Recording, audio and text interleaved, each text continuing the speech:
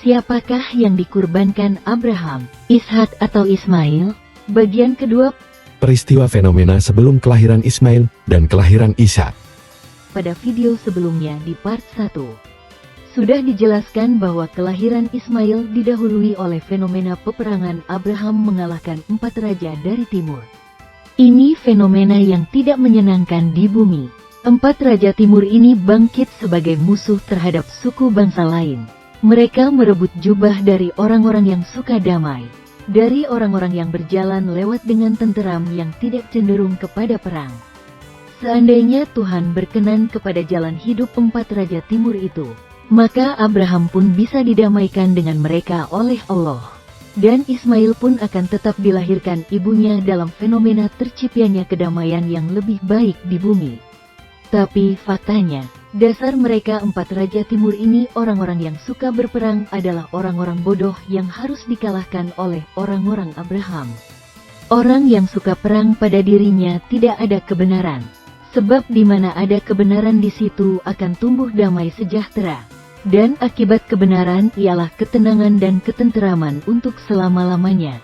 Fenomena yang lebih baik daripada perang adalah fenomena kedamaian, di mana bangsa yang suka berdamai dengan bangsa lain untuk tinggal bersama di bumi dengan bebas. Maka hal ini lebih baik dibandingkan dengan perang. Seseorang yang menjauhkan kejahatan, hidup dengan lurus hati, mencari perdamaian dan berusaha mendapatkannya terhadap orang lain, maka orang tersebut dikatakan sebagai anak-anak Allah. Matius 5 ayat 9. Berbahagialah orang yang membawa damai, karena mereka akan disebut anak-anak Allah. Pada orang-orang yang tulus, jujur, dan suka berdamai akan ada masa depan. Kemuliaan, kehormatan dan damai sejahtera akan diperoleh semua orang yang suka berbuat baik.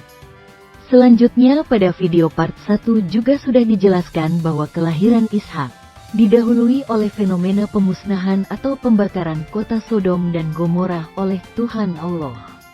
Ini juga fenomena yang tidak menyenangkan di bumi. Kejahatan penduduk kota Sodom dan Gomorrah dalam perilaku kurang ajar, berhati licik, tidak mengenal malu, mereka melakukan sodomi, perbuatan keji, perilaku seks bebas hingga bau seks sodomi mereka tercium sampai ke hidung Allah. Semua penduduk kota Sodom dan Gomorrah, kecuali Lot dan istrinya, bangkit sebagai musuh terhadap sorga Allah. Sehingga Allah membakar habis semua isi kota Sodom dan Gomorrah dengan api dari langit. Wajar kalau hukuman bagi mereka yang melakukan perbuatan mesum dan persundalan semacam itu adalah mereka akan dibakar dengan api. Sehingga Allah melakukan pemusnahan dan membakar kota Sodom dan Gomorrah sebelum Ishak dilahirkan ibunya. Namun, seandainya penduduk kota Sodom dan Gomorrah menjauhkan kejahatan dari tengah-tengah kota, maka bisa saja kedua kota itu dengan segala isinya Sodom dan Gomorrah akan dikhususkan bagi Tuhan untuk dimenangkan. Dan semua penduduknya dibiarkan hidup oleh Tuhan. Dan Ishak pun akan tetap dilahirkan ibunya dalam fenomena kemenangan kota yang lebih baik di bumi. Selama persundalan tidak ada di dalam kota, tentulah kedamaian akan muncul.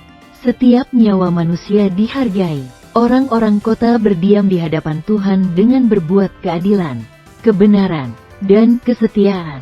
Bahkan dirus hujan berkat akan turun dan hujan pada akhir musim pun datang bagi setiap penduduk kota. Tapi faktanya, dasar penduduk kota Sodom dan Gomorrah yang bersundal, orang-orang keji yang harus dimusnahkan dengan api oleh Tuhan. Mereka melakukan persundalan di kota. Kedua kota itu penuh dengan perbuatan mesum. Kesucian anak-anak perempuan telah dirusak dan mereka dijadikan perempuan-perempuan sundal. Banyak suami maupun istri kawin cerai, sebentar kawin, lalu selingkuh, lalu suami cerai dan kawin dengan perempuan lain. Oleh karena zina suami, maka istrinya menceraikan dia. Begitu juga perempuan tidak takut pada suami. Ia melakukan sundal memberikan surat cerai kepada suaminya agar ia lebih bebas pergi bersundal kepada setiap orang yang lewat. Tetapi belum juga puas di situ. Lalu di setiap persimpangan jalan perempuan sundal jahanam tidak seperti perempuan sundal biasa. membangun bukit pengorbanan dan menjual kecantikannya menjadi kekejian dengan merenggangkan kedua pahanya bagi setiap orang yang lewat. Sehingga persundalannya bertambah-tambah, sehingga akhirnya menimbulkan sakit hati Tuhan. Kepada semua perempuan sundal orang memberi upah. Tetapi sebaliknya, orang lain juga memberi hadiah umpan kepada semua yang mencintainya sebagai bujukan, supaya mereka dari sekitarnya datang kepada dia untuk bersundal. Bukan orang-orang yang mengejar dia hendak bersundal, tetapi dia yang memberi upah persundalan, sedang dia tidak diberi apa-apa. Itulah kebalikan persundalannya. Tentang kota Sodom dan Gomora, Allah tidak lagi menyayangi penduduknya sebab mereka semua adalah orang-orang sundal. Mereka lebih mencintai upah sundal daripada mencintai Tuhan. Sehingga Allah membakar habis kota dan menjatuhkan hukuman kepada semua penduduknya. Dengan demikian Tuhan menghentikan persundalan dan upah sundal tidak akan ada lagi di dalam kota. Efesus 5 ayat 5. Karena ingatlah ini baik-baik, tidak ada orang sundal, orang camar atau orang serakah, artinya penyembah berhala, yang mendapat bagian di dalam kerajaan Kristus dan Allah. Fenomena yang lebih baik daripada pemusnahan kota adalah fenomena memenangkan kota, di mana orang-orang yang suka memenangkan kota adalah lebih baik dibanding dengan orang-orang yang melayani di gereja atau di marketplace. Mereka orang-orang yang memenangkan kota adalah membangun kotanya, menjauhkan kejahatan dari dalam kota, berdoa bagi kota agar penduduknya hidup dengan lurus hati, mencari kehendak dan hadirat Tuhan. Ibrani 13 ayat 4. Hendaklah kamu semua penuh hormat terhadap perkawinan, dan janganlah kamu mencemarkan tempat tidur, sebab orang-orang sundal dan pezinah akan dihakimi Allah. Orang-orang yang memenangkan kota adalah mereka yang menegakkan dan menghadirkan nilai-nilai kerajaan Allah di kota. Maka orang tersebut dikatakan sebagai city builder. Mereka orang-orang pemenang kota, bukanlah pecundang. Jadi setelah fenomena buruk yaitu kota Sodom dan Gomora musnah terbakar api, maka Ishak pun dilahirkan Sara ibunya yang telah berusia 90 tahun. Setahun sebelumnya, Sarai ketika berumur 89 tahun ia mengandung Ishak di dalam rahimnya.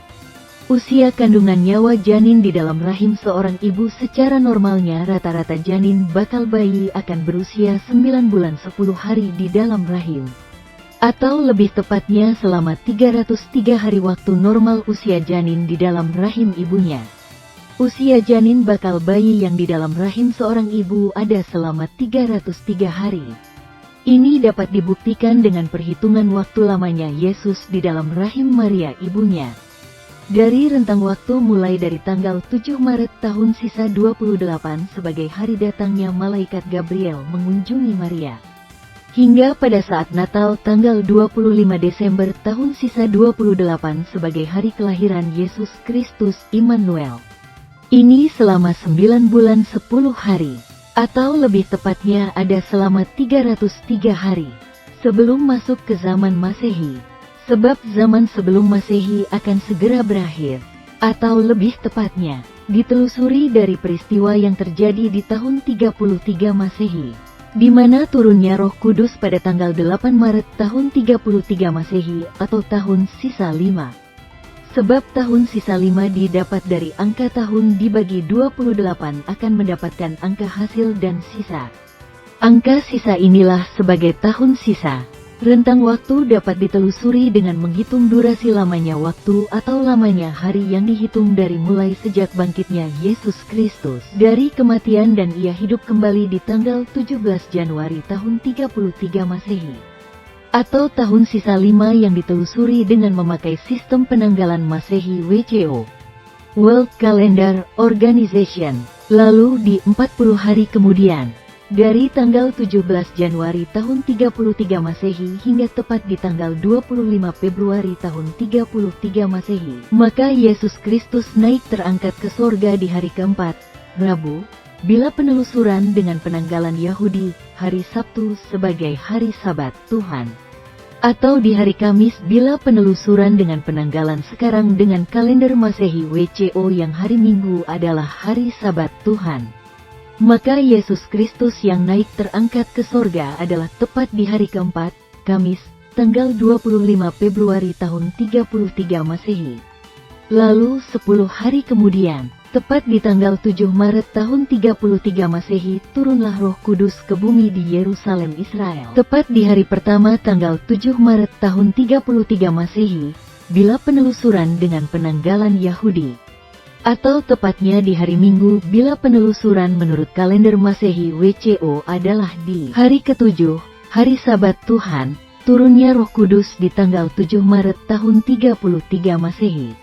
Penelusuran penanggalan adanya peristiwa di tahun 33 Masehi ini bisa dipedomani persamaannya dengan tahun 2021 Masehi. Sebab tahun 2021 dan tahun 33 adalah sama, yaitu sama-sama tahun sisa 5. Turunnya Roh Kudus di Yerusalem adalah segambar atau serupa dengan ketika datangnya malaikat Gabriel mengunjungi Maria tunangan Yusuf, untuk memberi kabar baik bagi Maria bahwa ia akan mengandung dan melahirkan seorang anak yang akan harus ia beri nama anak itu Yesus. Malaikat Gabriel mendatangi Maria di tahun sisa 28 atau di tahun 1 sebelum Masehi, SM. Waktu atau tahun sisa 28 ini entah itu angka tahunnya berapa, tapi yang jelas zaman sebelum Masehi memiliki angka tahunnya menurun. Bahwa tahun sisa 28 itu atau tahun 1 SM itu adalah waktu, masa yang menandakan bahwa zaman, dispensasi sebelum Masehi, SM, akan segera akan berakhir untuk berlanjut memasuki zaman Masehi, yaitu zaman baru di era Natal kelahiran Yesus Kristus. Jadi di tahun 1 SM itu malaikat Gabriel datang tepat di tanggal 6 Maret tahun sisa 28. Atau di tahun yang angkanya tahun 1 SM di tanggal 6 Maret tahun 1 SM di hari ke-7 hari Sabat Tuhan. Gabriel datang memberitahukan bahwa Maria akan hamil. Dan faktanya kehamilan Maria ini selama 9 bulan 10 hari atau lebih tepatnya ada selama 303 hari.